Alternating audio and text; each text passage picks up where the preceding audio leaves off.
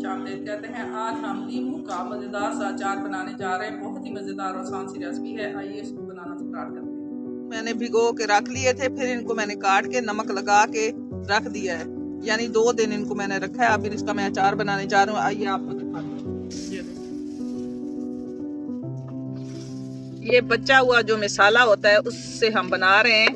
बिल्कुल आसान सी रेसिपी है, बहुत ही मज़ेदार और आसान सी रेसिपी है। अब हम इस नींबू का अचार बनाने जा रहे हैं। ये देखें बन गया है। इसका पानी कुछ करना होता है जो कि हम निकाल लिया। अब हम इसको निकालने लगे हैं।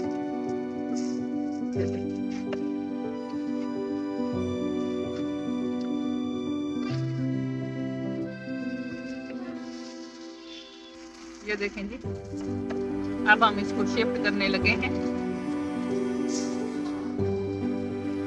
हम इसको शिफ्ट करने लगे हैं। ये पूरा साल अचार ये खराब नहीं होता है। नींबू का अचार ज्यादा जबरदस्त होता है अगर इस तरीके से बनाए तो। ये आसान सी रेसिपी है, बिल्कुल हम सादा तरीके से बना रहे हैं, बचे हुए यानी मसाले से। ठीक है जी, इसमें ये डाल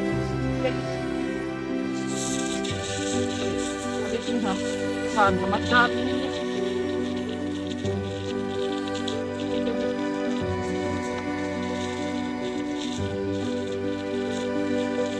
और ये मसाला जो बचा हुआ था अचार का हम उसमें लगा रहे हैं। ठीक है जी, माशाल्लाह बहुत ही जबरदस्त ये तरीका है। ये पूरा साल अचार खराब नहीं होता। ये देखिए मसाला चाहे आप ज्यादा कर दें वो आप जरा मैं ज्यादा डाल देंगे। बचा हुआ अचार का मसाला भी काम आ जाता है, उसको तरीके से जरा इस्तेमाल कर लें तो माशाल्लाह जबरदस्त।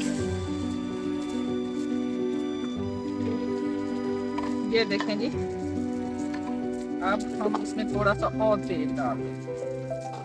ये कभी भी खराब नहीं होता तेल।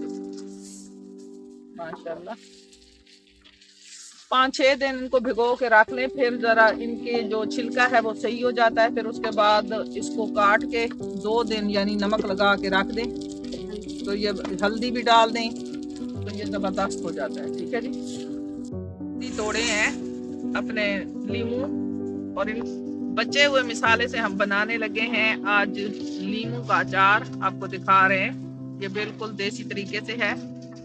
ये देखिए, ये देखिए, ये आसान सा तरीका है और बिल्कुल सादा तरीका है। इस तरीके से बनाइए। बचे हुए यानी मसाले से हमने आपको सिखाया है, क्योंकि कोई चीज भी जाया नहीं जाती, बस उसका तरीका होना चाहिए। ये देखें जी, माशाल्लाह बहुत ही जबरदस्त आसान सी हैं। बिस्मिल्लाहिर्रहमानिर्रहीम, बहुत जबरदस्त ये अचार बना है। ये 6 माह तक ये खराब नहीं होता। साल तक भी रखें तो इसका कलर ना चेंज होगा ना खराब होगा। माशाल्लाह जबरदस्त तरीके से हमने, ये देखें जी, बहुत ही जबरदस्त है।